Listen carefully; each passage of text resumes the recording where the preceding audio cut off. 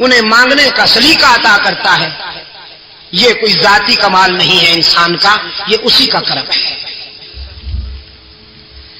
حضرت سلیمان علیہ السلام نے اپنے لشکر پر نظر ڈالی، ایک پرندہ غائب نظر آیا. قرآن کہتا ہے وَتَفَقَّدَ الطَّيْرَ فَقَالَ مَا لِيَ لَا أَرَى الْهُدْهُدَ أَمْ كَانَ مِنَ الْغَائِبِينَ.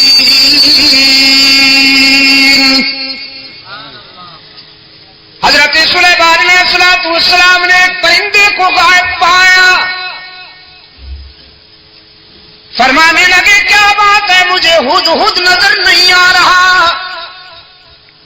ذرا دیکھو لشکر کے کسی کونے میں چھپا بیٹھا ہے یا پھر میری اجازت کے بغیر کہیں چلا گیا ہے. تلاش کرو. یہ ہدہد جانتے ہیں آپ؟ جی کیا فرمایا؟ اچھا ملا چل گیا. تمہارے صدقے جاؤں. یہ کب سے ملا بن گیا بھائی؟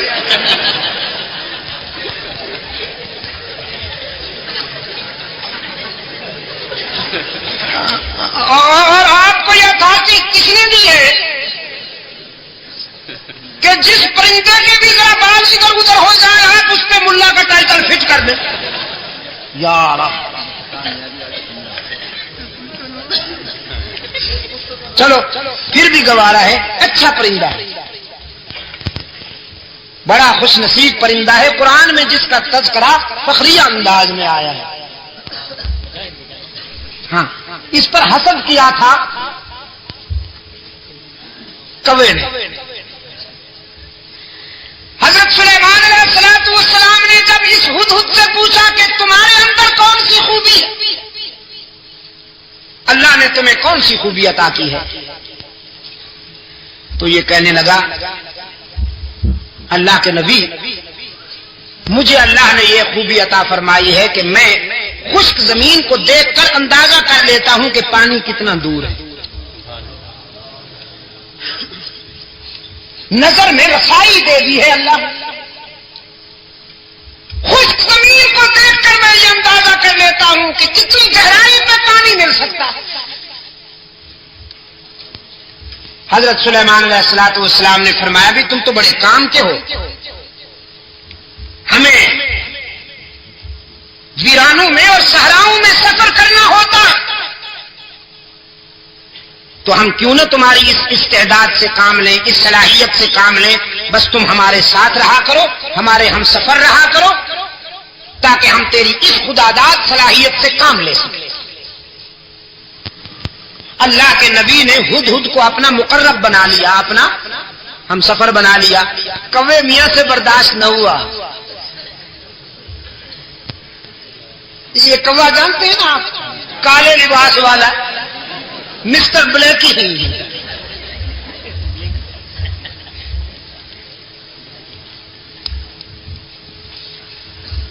اس جنس سے ایسے فیصلے برداشت نہیں ہوا کرتے. اللہ کے رسول صلی اللہ علیہ وسلم نے صدیق اکبر کو اپنے پہلو میں سلا لیا. کبو کو برداشت ہوا نہیں ہوا. بڑی سخت تکلیف ہے بیچاروں کی. استغاثہ دائر کر دیا کوے نے ہدہد کے خلاف. اسکینڈل بنا لیا بدبخت نے. کہنے لگا واہ جی واہ، یہ کہتا ہے کہ میں خشک زمین دیکھ کر اندازہ کر لیتا ہوں کہ پانی کتنا دور ہوگا. بالکل غلط ہے. میں نے کئی مرتبہ دیکھا ہے کہ یہ جال میں پھنسا ہوا پھڑک رہا ہوتا ہے. اگر اس کی نظر میں اتنی رسائی ہے کہ یہ خشک زمین دیکھ کر پانی کی گہرائی معلوم کر لیتا ہے تو جال کو کیوں نہیں دیکھ لیتا، اس میں پھنس کیوں جاتا ہے. عیار تو بڑے ہوتے ہیں نا، یہ لفاظ اور لسان تو بڑے ہوتے ہیں. اس انداز خطابت میں استغاثہ دائر کیا کہ سنتا ہے تو زمین کے اوپر جو جال تنا ہوا ہوتا ہے اس کو کیوں نہیں دیکھ لیتا.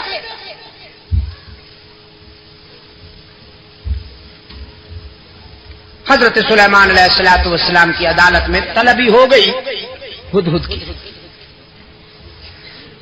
کوا بھی برادری سمیت آ پہنچا.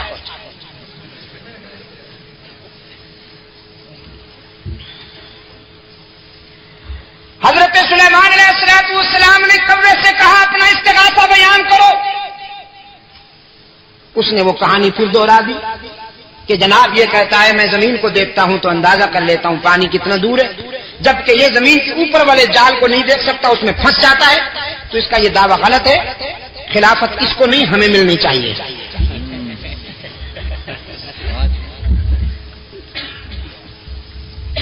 مولانا رومی رحمت اللہ علیہ نے اس سوال و جواب کو منظوم کر دیا ہے اپنی مثنوی میں. مجھے افسوس ہے کہ وہ پوری تو مجھے نہیں آتی، ایک دو شعر حافظے میں رہ گئے ہیں، وہ عرض کر دیتا ہوں. ہدہد نے جب کوے کا استغاثہ سنا تو مسکرا دیا. فرمایا زاغ کو از حکم مولا منکرست، زاغ کو از حکم مولا منکرست، صد ہزارہ عقل دارد کافرست. یہ کوا جو لفاظی کرتے ہوئے میرے خلاف استغاثہ لایا ہے، اصل میں یہ میری صلاحیت کا منکر نہیں، اللہ کی تقدیر کا باغی ہے. وہ جو جال تنا ہوا ہوتا ہے جس میں میں پھنس جاتا ہوں، وہ میری نظر کی کمزوری نہیں ہوتی، تقدیر کی بالادستی ہوتی ہے. من ببینم دام را اندر ہوا، من ببینم دام را اندر ہوا، تان پوشد چشم عقلم را قضا.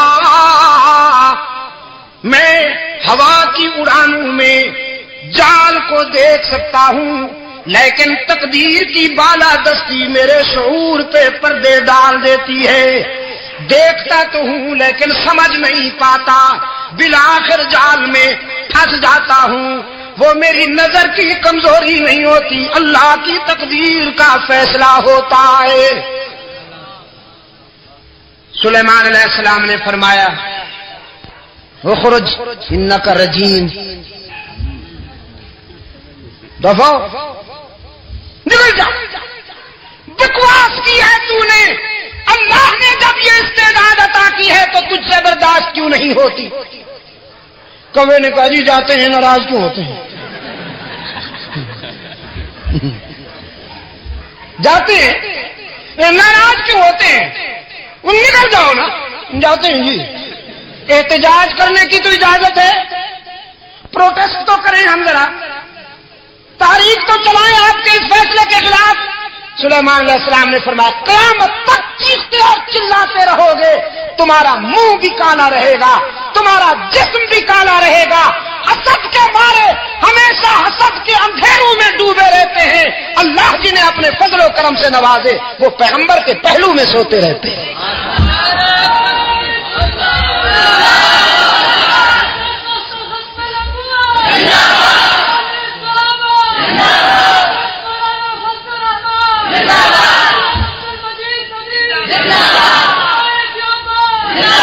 میرے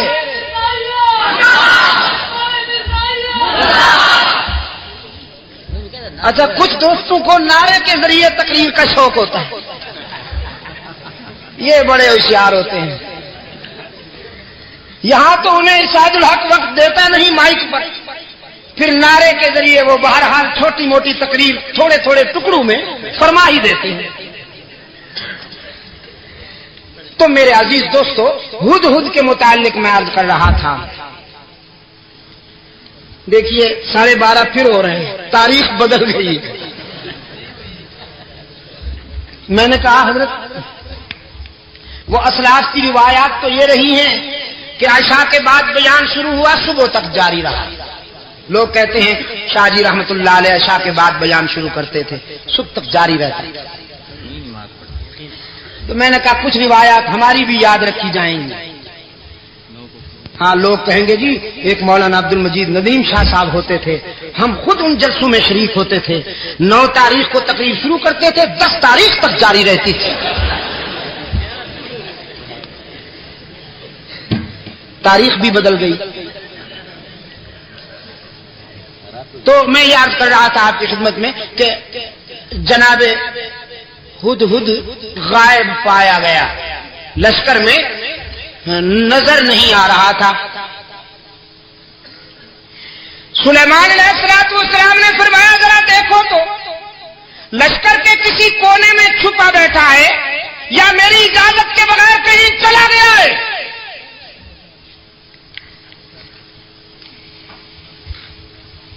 حضرت سلیمان علیہ السلام کے رضاکاروں نے پورے لشکر کا جائزہ لیا, دیکھا کہ ہدہد نہیں. سلیمان علیہ السلام کی خدمت میں رپورٹ پیش کی گئی کہ اللہ کے نبی وہ باقی یہاں نہیں ہے اور کہیں جا چکا ہے. فرمایا لَأُعَذِّبَنَّهُ عَذَابًا شَدِيدًا لَأُعَذِّبَنَّهُ عَذَابًا شَدِيدًا أَوْ لَأَذْبَحَنَّهُ أَوْ لَيَأْتِيَنِّي بِسُلْطَانٍ مُبِينٍ. چونکہ اجازت کے بغیر کہیں چلا گیا, اس فرار کی اسے سخت سزا دوں گا, ہو سکتا ہے کہ سزائے موت بھی دے دوں. اجازت کے بغیر چلا گیا ہے, سخت سزا ملے گی, سزائے موت بھی دے سکتا ہوں, لیکن پیغمبر تیری عظمت پہ قربان جاؤں, جلال کے ساتھ جمال کا پہلو بھی موجود ہے. فرماتے اولا یأتینی بسلطان مبین, لیکن صفائی کا موقع ضرور دیا جائے گا. اگر اپنی غیر حاضری کی کوئی معقول وجہ بتا دی تو معاف بھی کر سکتا ہوں. اور ہدہد جائزہ مشن پہ تشریف لے گئے, جائزہ مشن پر. ہوا کے جھونکوں نے پرواز کی اور جا کے اپنے پیر بھائی کو اطلاع دی, تو یہاں اڑانوں میں مصروف ہے, پیغمبر یاد کر رہا ہے, تجھے ناراض ہو رہا ہے, جلدی پہنچ ورنہ مارا جائے گا. نبی کا غضب کوئی معمولی بات تو نہیں. قرآن کہتا ہے فَمَكَثَ غَيْرَ بَعِيدٍ, تھوڑی دیر ہوئی کہ ہدہد ہوا میں کلا بازیاں کھاتا ہوا اللہ کے نبی کی بارگاہ رحمت میں آ پہنچا اور اپنا صفائی کا بیان دینے لگا. احطت بما لم تحط به وجئتك من سبأ بنبأ یقین. کہنے لگا اللہ کے نبی میں کوئی عیاشی کے لیے نہیں گیا تھا, جشن آزادی منانے کے لیے نہیں گیا تھا. محسوس نہ کرنا عزیز دوستو, میں پھر آ گیا ہوں وہیں. جی ایوبیا پوائنٹ پر. آئی ایم ویری سوری, میرا جی نہیں چاہتا میں اس طرح کی غلیظ باتوں کو چھیڑ کر اپنا ذوق مجروح کروں, لیکن زاغوں کے تصرف میں عقابوں کے نشے میں.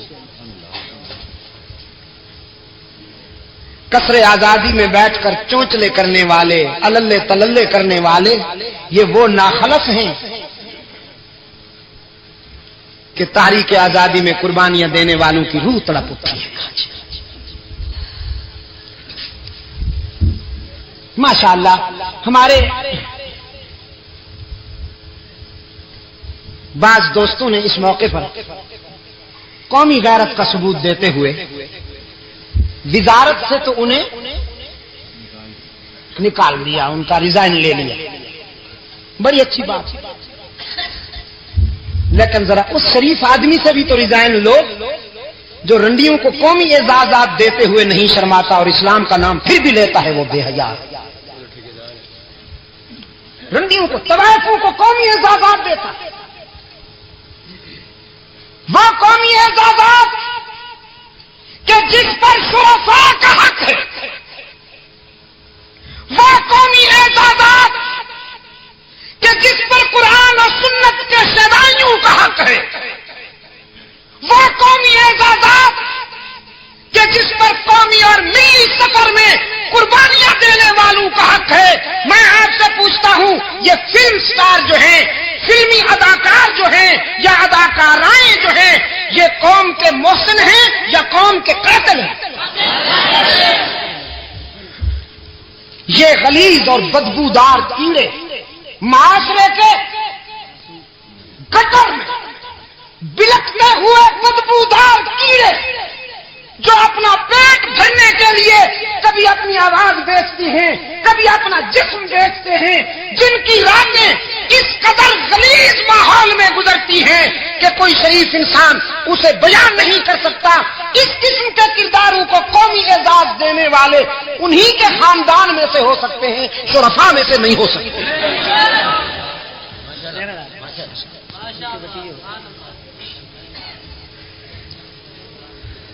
ایوب تنولی صاحب نے کوئی انوکھا جرم تو نہیں کر لیا.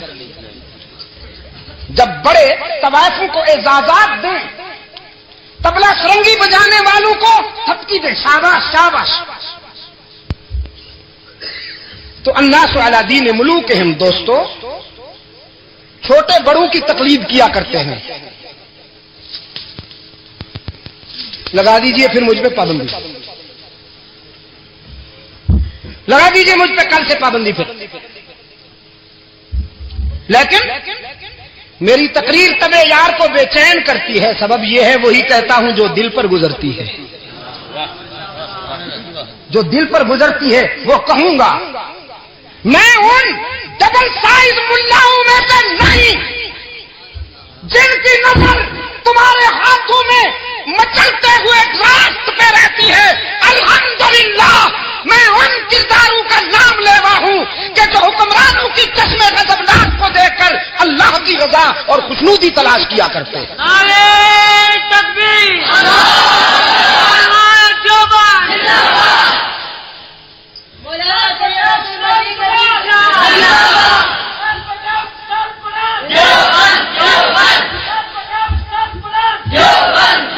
میں آپ سے پوچھتا ہوں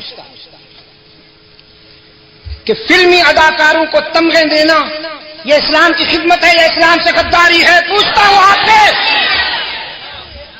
اور وہ ٹکے ہوئے ملا، وہ بے حیا ملا جو اس کردار کو بھی اسلام قرار دیتے ہیں، وہ مولوی اسلام کے وفادار ہیں یا غدار ہیں؟ ان بے حیاؤں کے پیچھے نمازیں بھی نہیں ہوتی، ان دین فروشوں کے پیچھے نمازیں بھی نہیں ہوتی، اور اتنی سزا ان کو نہیں ملے گی جتنی سزا ان ڈبل ڈیکر ملاؤں کو ملے گی جو سنبھالے نہیں جاتے، کرسی میں نہیں سنبھال سکتے بدبخت، جن کے لیے آفیشل چیئر بنانی پڑتی ہے. میرے عزیز دوست،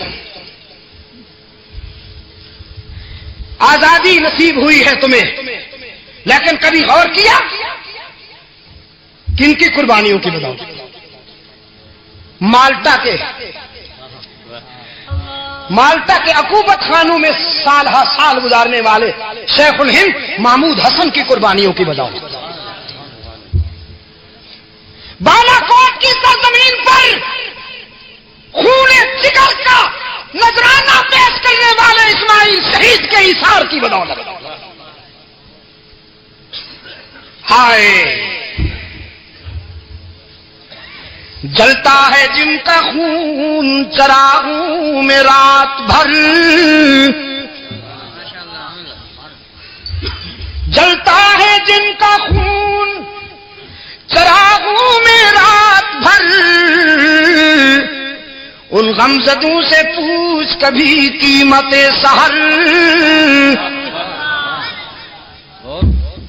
ہدہد کہتا ہے اللہ کے نبی عیاشی کے لیے نہیں گیا تھا، جائزہ مشن پر گیا تھا، اور میں اس مقام پر سے ہو کے آیا ہوں جہاں آپ بھی نہیں گئے۔ وہاں سے میں ایک یقینی خبر لایا ہوں قوم سبا سے متعلق۔ میں نے ایک قوم دیکھی ہے، میں نے ایک قوم دیکھی ہے جو سورج کی پوجا کرتی ہے، سورج کو طلوع اور غروب ہوتے وقت سجدہ کرتی ہے۔ ایک عورت ان پر حکمرانی کر رہی ہے۔ سنیے، ساتھ کہہ دینا چاہتا ہوں، ایک قوم دے کر آیا ہوں، سورج کو پوجا کرتے ہیں، سجدہ کرتے ہیں وہ بدبخت۔ ایک عورت ان پر حکمرانی کرتی ہے، تو اللہ کے نبی آگے بڑھنے سے پہلے اس قوم کا پوسٹ مارٹم کر لینا چاہیے۔ یہ زنخی قوم، یہ زن مرید، جنہوں نے ایک عورت کو سربراہ بنا رکھا ہے، پہلے ان کی طبیعت ٹھیک کر لینی چاہیے، پھر آگے بڑھیں گے۔ سلیمان علیہ السلام نے فرمایا بھئی واقعی تو بڑا عجیب ہے، کیسی عجیب خبر لائے ہیں۔ فرمایا ایسے یلغار نہیں کرتے، دیکھو پیغمبر کا انداز دیکھو، پیغمبر کی عسکری مہم میں بھی رحمت کار فرما ہوتی ہے۔ فرمایا پہلے خط لکھتا ہوں بلقیس کے نام، جاؤ میرا خط پہنچاؤ اسے، اگر وہ